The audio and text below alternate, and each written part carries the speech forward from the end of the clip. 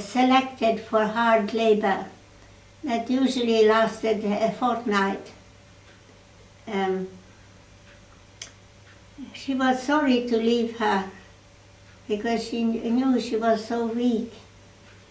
When she returned, she didn't find her. They even shared the same bed. You know, there were two people in a bed in those barracks to cram as many people in as possible. And she didn't find her, and she asked around, what about Goldie, where is she? And they told her that she was found dead. She couldn't get up. While she was there, she helped her, you know, but she wasn't there, so she couldn't manage on her own. And she was probably buried in one of those mass graves. I'm still in contact with that woman. She lives in a moshav in Israel. She managed to survive. Actually, nearly all her family were wiped out. She only had a sister and brother who kept alive, who survived, but I don't know their stories.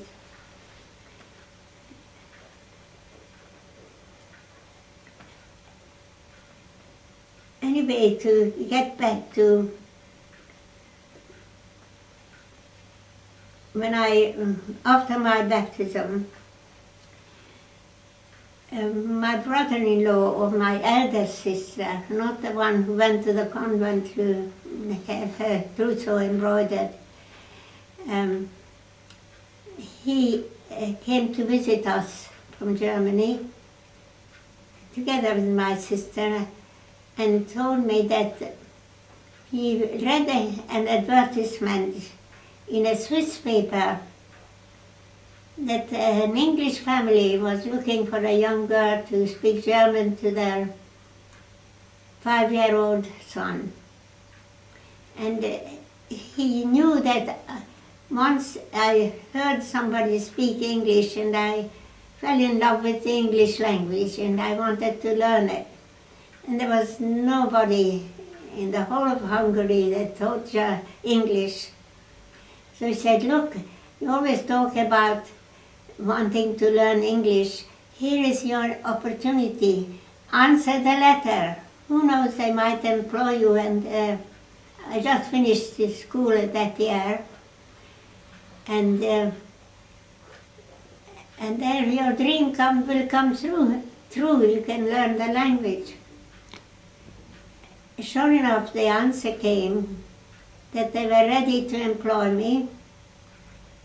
I may have been the only applicant to the job. So the date was arranged about the middle of August in 1939. I traveled to England. My ticket cost £14 from Budapest to London. So I arrived. Actually, the child's father came to meet me in Dover because I did tell them that I know no English. But it wasn't important because they only wanted me to speak German to their child. And so he took me there, and 2 weeks after my arrival, the war broke out. There was no rumors in Hungary that a war was imminent at all. So my parents were quite peaceful in letting me go. In fact, the further I went from Budapest, the better it was for them at the time. Well, even the English people were surprised because Chamberlain, who was Prime Minister at the time, had to make an overnight decision when he saw how many countries Hitler was invading and how he treated the population there. And there would be a danger that he will invade England as well. So to prevent it, he declared war against Hitler. So when the bomb started, we were in London, and when the bomb started, they decided to go down to, they had a summer residence in a village in Sussex, near the sea, and take the whole family down. And the child's grandfather also did the same, and not only himself, but his whole business evacuated to the south of England. And they saw that the things were, life was serious now, and it would be best if I went back to Hungary. But by that time, no one could travel, only soldiers. So it was impossible for me to return. Also, the child's father, being an officer in the British Army, he was a reservist. He had to go with his regiment. And after a month, he could take his whole family with him. There were accommodation for officers' families where they were stationed. And of course, they couldn't take me with them, because I was regarded as an enemy alien, because Hungary joined the war with Hitler, with the Nazis, not because they agreed with the Nazis, but because to prevent their country being invaded by the Nazis. So where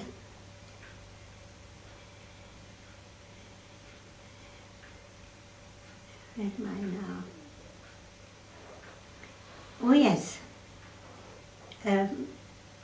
So I was put in the office of the child's grandfather. You know, he evacuated his whole business. There were stockbrokers, you know, dealing with investments, etc. Because as I didn't know English, I could only copy things.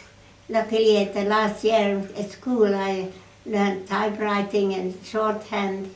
But of course, Hungarian shorthand wouldn't be any use in England.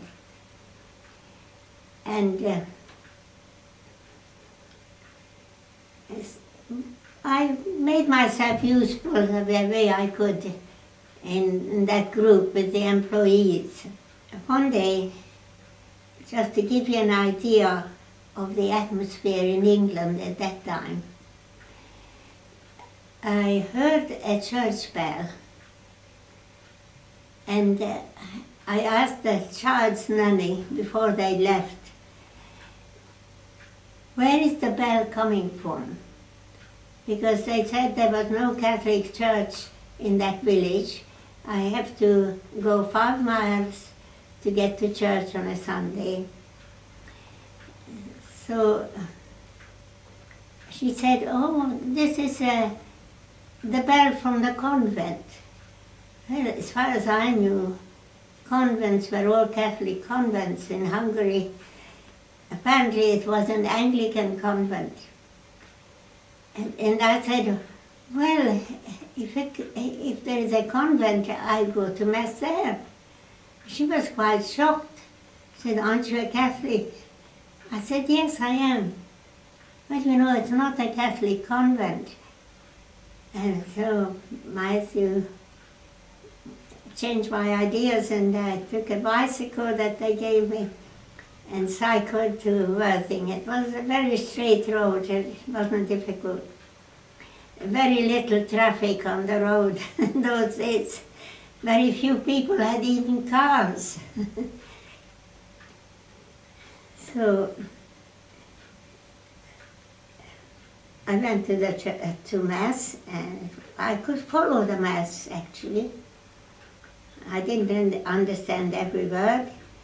And when I came out, I passed a door with Zion written on it, that I saw on my way to school. Every day I went to school. And I thought, well, I couldn't talk to anybody. I mean, the child's mother was German. She wasn't a Nazi because she married an Englishman. She was a very busy lady, and she didn't have enough time for her child, so that's why they wanted to employ someone to make sure that he learns the German language.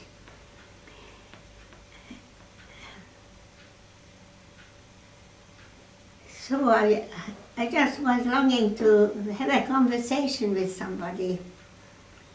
She didn't have time to talk to me. So I rang the doorbell, and I was utterly surprised that a nun opened the door in full habit. I don't know whether you've seen downstairs. We have a big chart showing our origin, how we dressed in 1842 when the sisters first started.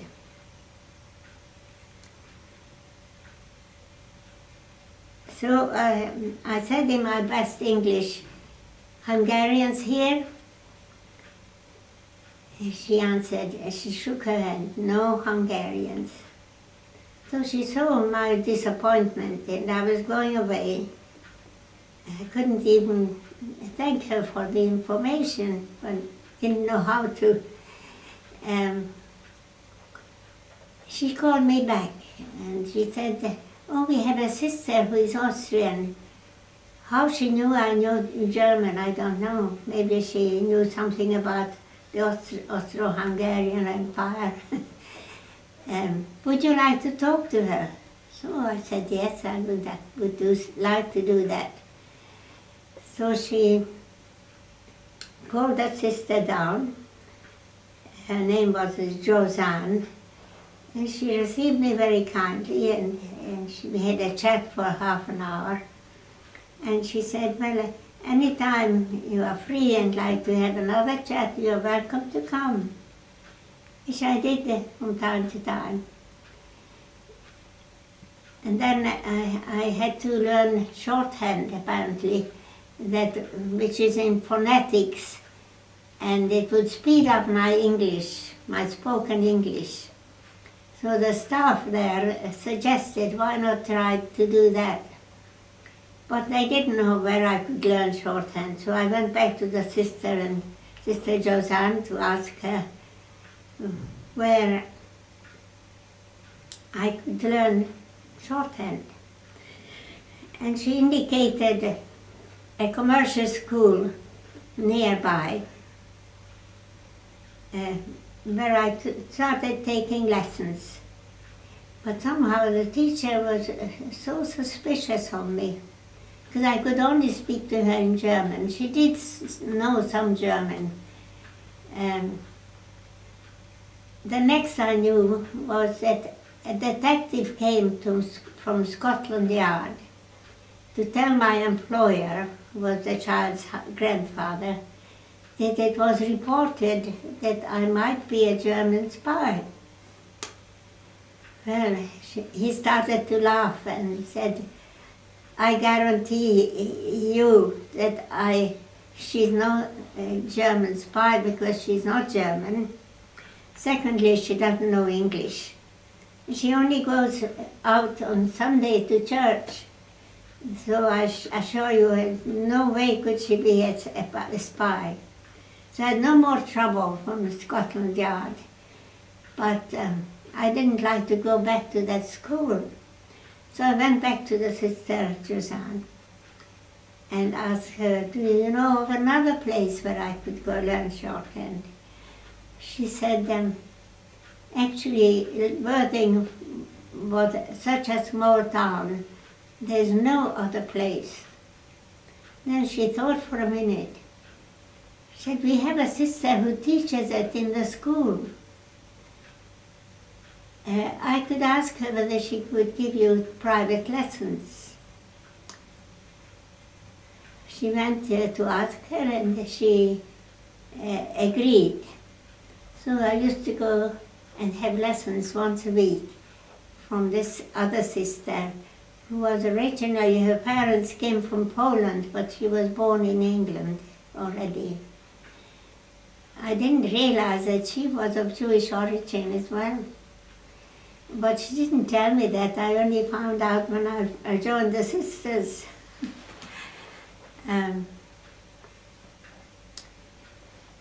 So she used to give me these lessons, and we also had a conversation. I could only communicate with her in English, but by that time I knew more words, and we had quite a chat.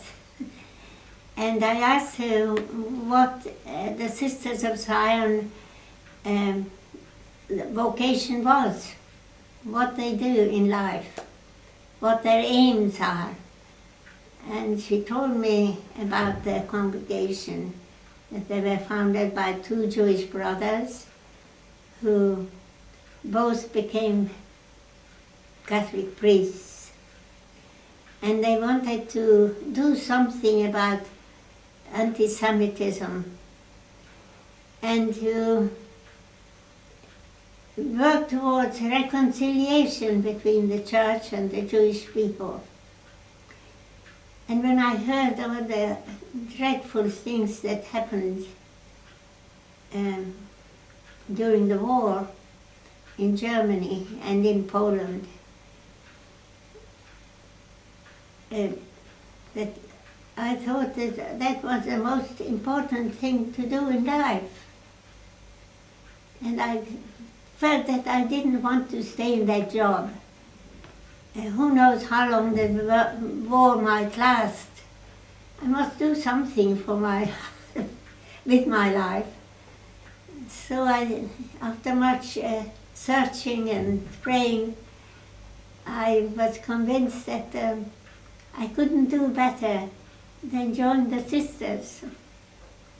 So I asked them whether they would accept me, and they said yes. So I joined them in 1941. Actually, the normal time for a sister to take any vows, they had to study the congregation's rules and the vocation and the Bible. And usually it took 3 years before any sister could pronounce vows. Even then we pronounced this, every year we pronounced a vow for 1 year. And after 3 years we had to pronounce a vow lasting for 3 years. So the whole before committing ourselves for life, we already spent 9 years. It's a bit like a priesthood, isn't it? I don't know what your vocation is. Anyhow, those were the happiest years of my life, the novitiate. Everything was new to me, and I really enjoyed it very much and learned a lot. And in 1945, after the end of the war, I pronounced my first vows. And that year, my sister came to visit me. My eldest sister, who lived in Italy, came to take me home. And she had a shock that she found me in the habit I could show you the habit of the first sisters. We wore that until 1968. Anyway, I told her that I'm very sorry, but I can't go home with you because I've already committed myself. Oh, she did everything she could to persuade me. She even went to the police to tell them that I must have been brainwashed or something. I assured her that nobody brainwashed me. It was my own decision, and I want to continue this life. Well, she went back and informed the rest of the family. My other sister, who lost her husband in the meantime, the one who went to the convent in the first place in Hungary. And she was left with 3 boys, little children, and she had a very hard life. Anyway, I was devastated to have caused so much sorrow to my family. Fortunately, God arranged that I could reconcile with my mother. Actually, the first time I saw them was 12 years after I left Hungary. My sister, who lived in Italy, got my parents to come and stay with her. She lost her husband in the ghetto, became very ill because there was no sanitation there, and she was a widow, and so she wanted our parents to live with her in Rome. And I asked them whether I could visit them. Our rules were strict, very strict at first, and no sister could ever go home. Imagine. But I accepted it. I mean, God led me here, and it was my vocation, no matter how hard it might be. I was surprised that they gave me permission. It was in 1951. I and anybody else of my standard of profession went to Paris to restudy our rules and our obligations, and before we pronounce our final vows. And there I was given permission that when that finished, after 2 months in the summer, I could go to Rome and visit my parents. Well, the 3 of us traveled to Rome by train. The eldest was a sister, Charlotte. She had the money and our tickets. But we were asked to take 7 suitcases to Rome. And we had to change platforms at a certain point because the train didn't go straight to, not direct train. So 2 younger ones, we were nice and strong. The sister Charlotte went to reserve seats for us in the train.